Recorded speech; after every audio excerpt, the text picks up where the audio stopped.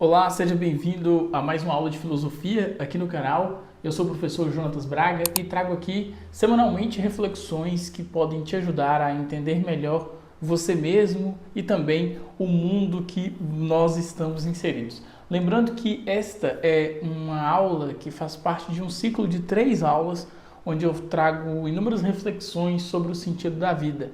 Então, essa primeira aula, intitulada de Nietzsche a Platão, por que os filósofos mudaram a pergunta sobre a vida, eu vou fazer uma investigação filosófica, uma análise histórica também, sobre essa mudança em relação às reflexões sobre a vida e sobre o viver. A outra aula eu vou falar sobre crise, absurdismo filosófico e liberdade. Então trarei reflexões ali de Sartre, de Albert Camus, e também falar como a filosofia produziu reflexões sobre o sentido da vida na era da incerteza. E por último, eu vou te mostrar como a filosofia pode te ajudar a encontrar um caminho em meio a este caos que nós estamos inseridos. Ouvimos falar muito na atualidade sobre o sentido da vida e agora vamos entender como a filosofia ao longo da história trabalhou esse tema. Espero que você goste das reflexões. Se puder, recomende este canal, este vídeo para outras pessoas. Lembrando que eu vou postar o vídeo em sequência aqui amanhã, né? No próximo dia aqui, depois deste vídeo, eu vou postar a segunda parte e no dia subsequente, no terceiro dia, postarei a terceira parte. Então, é uma sequência de 3 aulas, uma aula por dia a partir de hoje. E depois eu vou trazer outros temas também. Aí você pode deixar sugestões aqui nos comentários. Agora, vamos para a nossa aula. Quais são os objetivos dessa aula aqui hoje? Primeiro objetivo, eu vou te ajudar a compreender a evolução histórica da reflexão sobre a vida, sobre o viver e sobre o sentido da vida. Então, eu vou te levar ali daquela busca pela vida boa, lá entre a filosofia antiga, na filosofia clássica, até o questionamento sobre o sentido da vida na era moderna. Quero também te ajudar com uma análise sobre as mudanças históricas, culturais e científicas que vão influenciar nessa transformação em relação a essa reflexão. E também quero apresentar para você os principais pensadores e a contribuição destes autores para cada fase dessa reflexão sobre a vida e o viver.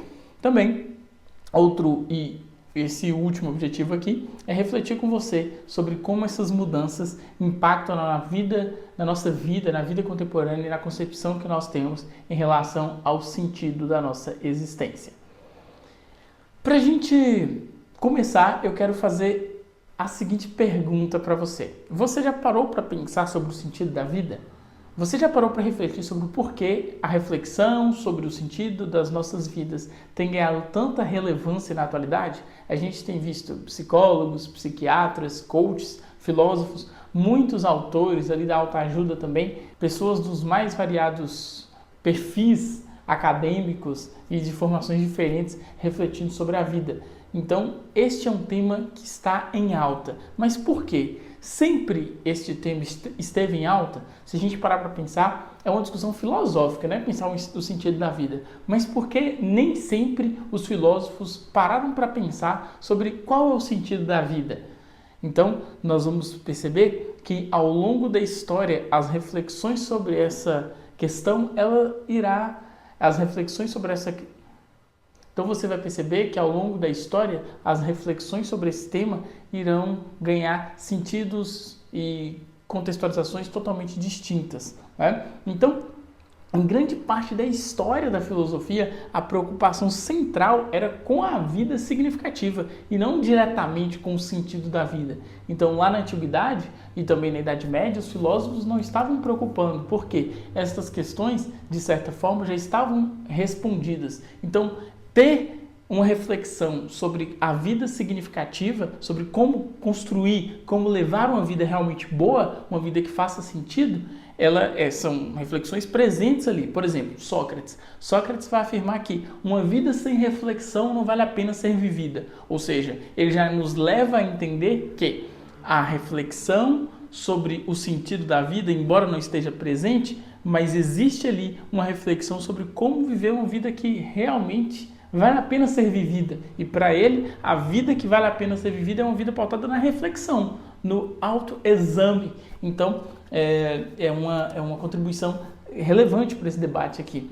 No século XIX, uma combinação de fatores ali como a secularização, o avanço científico e as crises culturais vai fazer com que o homem reformule as perguntas sobre ele, sobre a vida e sobre o viver. Então, a pauta sobre o sentido da vida vai ganhar muito destaque e vai chegar no momento que nós conhecemos na atualidade, em que esse debate, como eu disse, está em alta. Mas por que filósofos como Platão, Aristóteles ou Agostinho de Hipona, lá na Idade Média, nunca vão perguntar ali diretamente qual o sentido da vida? Então, vamos agora para esse segundo momento, onde eu vou fazer uma análise aqui com você e te ajudar a entender essa questão. A vida significativa na antiguidade. Vamos lá para Platão e Aristóteles. Platão acreditava que a vida significativa, a vida que vale a pena ser vivida, é uma vida pautada pela busca pelo bem. Então, buscar o bem, buscar aprimorar a minha conduta por meio da razão, tudo isso contempla o que Platão entende como uma vida que vale a pena ser vivida. Platão entende que eu, ser humano, eu sou composto por corpo e alma. E no decorrer da minha vida, eu devo valorizar a alma, ou seja, eu devo valorizar a razão. E é a valorização da razão que vai me conduzir à busca e ao entendimento, à contemplação do que é o bem. E a partir do momento que eu contemplo, que eu entendo, que eu alcanço, e também no decorrer desse processo de busca, eu vou aperfeiçoando a minha vida, a minha existência e, consequentemente, eu vou construindo uma vida realmente significativa. E ele traz para a gente uma metáfora interessantíssima, que é o mito da caverna. Ele nos convida a imaginar pessoas presas ali dentro de uma caverna e dentro de um contexto em que elas estão sendo completamente enganadas pelos seus sentidos. Então, o homem que valoriza os seus sentidos, valoriza as suas percepções sensoriais, ele não consegue alcançar a verdade e não consegue viver uma vida que é realmente significativa. Então, ele deve buscar transcender, abandonar o mundo dos sentidos e alcançar o mundo das ideias.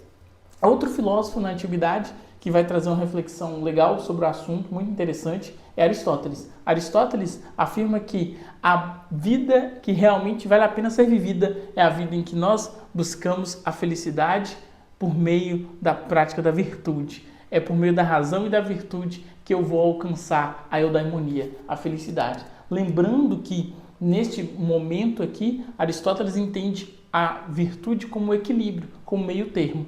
Tudo aquilo que se opõe ao excesso. Já ainda na antiguidade haverá uma mudança também de perspectiva com a filosofia helenística. No período do helenismo, período que é marcado pela expansão do Império Macedônico, pela atuação de Alexandre o Grande, que inclusive foi aluno de Aristóteles, neste contexto, o homem ele não vai estar mais ocupando aquele lugar de destaque que outrora o cidadão ocupava. Agora, o cidadão se transformou súdito dentro de um império. E dentro dessa nova dinâmica, o homem não vai mais refletir sobre a vida e o bem viver no contexto da política, da polis. Porque tanto Platão, quanto Sócrates, quanto Aristóteles estão fazendo reflexões que estão intimamente vinculadas à atuação do indivíduo na polis, na sua cidade-estado. É na vida em sociedade que o homem se realiza. É colocando em prática o aperfeiçoamento das suas virtudes. Não é? Então, a filosofia tem uma função social, que é aprimorar a vida em sociedade. Agora, dentro do período helenístico, o homem não ocupa mais esse lugar de destaque. Ele não é mais cidadão, ele se tornou um súdito. E agora as filosofias passam a refletir numa perspectiva mais particularista e não uma perspectiva mais ampla e mais social. O homem agora passa a desenvolver filosofias de vida. Então, como viver bem? Então, a vida boa, agora no período helenístico, na perspectiva de filosofias como a dos estoicos, dos cínicos, dos céticos, dos epicuristas, é uma vida em que você consegue minimizar o sofrimento e maximizar a felicidade. E essa felicidade vai ser alcançada como? Depende da filosofia. Por exemplo, o epicurismo defendia que a vida feliz perpassa pela valorização do prazer. Os estoicos acreditavam que a felicidade depende da aceitação da vida como ela é. Eu tenho que identificar aquilo que está no meu controle e deixar de lado aquilo que não está no meu controle. Então eu tenho até aqui no meu canal alguns vídeos sobre estoicismo, sobre epicurismo, que você pode acompanhar também. Então, essa vida plena, essa vida pautada na ataraxia, ou seja, naquele estado de imperturbabilidade da alma, tudo isso aqui é fundamental para a gente entender o que é essa vida significativa na antiguidade. E na Idade Média, nós sabemos que a vida significativa ela está subordinada à fé. Predomina na Idade Média uma filosofia teocêntrica. Então, todas as questões relacionadas ao sentido da vida não valem a pena ser debatidas, porque já foram respondidas, já estão estabelecidas. Então, na Idade Média não se questiona diretamente qual o sentido da vida. Por quê? Porque essa pergunta já parecia ter uma resposta pronta, estabelecida pela visão religiosa dominante, que é marcada pela ideia de que Deus é a origem e o fim de todas as coisas, que o sentido da vida está implícito na relação entre o ser humano e Deus e consiste justamente em viver de acordo com o que Deus espera, né? Viver de acordo com os desígnios divinos pautados ali na Bíblia. Então havia uma ordem cósmica e também moral criada por Deus que dava significado a toda a existência. Em outras palavras, a gente pode dizer que a vida humana era vista como parte de um plano maior. Ou seja, existe um propósito intrínseco estabelecido com autoridade transcendente. Deus determinou tudo, Deus criou tudo. Lembrando que entre os estoicos havia toda essa ordem cósmica, essa concepção de que existe uma ordem dentro do universo e que o meu lugar dentro dessa ordem já está pré-estabelecido. É claro que os estoicos não estão falando de Deus, mas eles chamam essa ordem aí, esse cosmo aí de logos, onde eu devo entender qual é o meu lugar dentro desse logos. Eu não consigo alterar essa ordem universal. Então você percebe que tanto na antiguidade quanto na Idade Média, existe uma visão já pré-estabelecida de todo o mundo e também da transcendência. Existe uma concepção já clara do que é o homem, do qual o lugar do homem dentro dessa ordem cósmica, né? Então, isso vai ser muito diferente do que vai ser concebido no século XIX. Então nós temos várias mudanças que fazem com que o homem abandone essas concepções. Por exemplo, a secularização, ou seja, o declínio da influência religiosa como organizadora do sentido da vida. O homem deixa de lado a visão teocêntrica e se apega ao antropocentrismo, ao avanço da ciência também. Então tem uma série de explicações e descobertas científicas que vão substituir as narrativas religiosas. Nós temos transformações sociais como a Revolução Industrial, a urbanização e também o processo de alienação, né, decorrente ali da indústria. E nós vamos ter filósofos que vão já trazer uma reflexão profunda sobre esse contexto, como por exemplo Schopenhauer e Nietzsche. Schopenhauer afirma que a vida ela é marcada por uma vontade cega e pelo sofrimento. Então a resposta para tudo consiste em minimizar o desejo e buscar o quê? Contemplar. A contemplação é uma saída. E Nietzsche afirma, Deus está morto e nós o matamos. Então quando Nietzsche traz essa reflexão, ele está não defendendo um ateísmo, ele está afirmando que uma série de valores, ideias ancorados na crença em Deus, tudo isso se diluiu e o homem agora tem que buscar criar novos valores. Então o homem deve criar o seu próprio sentido. Então ele propõe o conceito de super-homem como justamente esse novo homem que supera o homem, não é? O homem além do homem. É a transvaloração, é a criação de novos valores, é a afirmação do homem diante deste cenário caótico.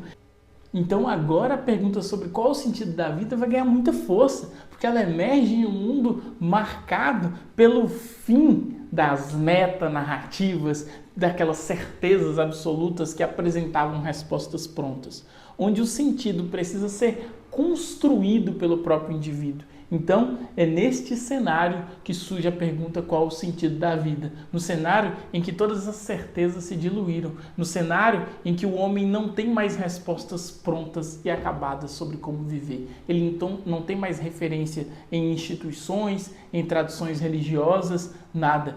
Tudo está aí. marcado pela incerteza e pelo vazio. E o Nietzsche vai afirmar: a ideia de progresso é uma ilusão, nós caminhamos rumo à decadência. Decadência de quê? Da nossa cultura, dos nossos valores. Então é preciso criar novos valores. E o problema é que desde Nietzsche, que essa reflexão ela ganha mais profundidade, até hoje a gente não tem respostas mais. Algumas pessoas têm buscado na religião, outras na ciência, outras na política, mas de maneira geral estamos inseridos no momento em que tudo se perdeu. Tudo. E o Bauman, sociólogo do século XX, vai afirmar, né, retomando aí reflexões como, por exemplo, a de Karl Marx, que tudo se diluiu, tudo se perdeu. E como encontrar respostas em um mundo caótico?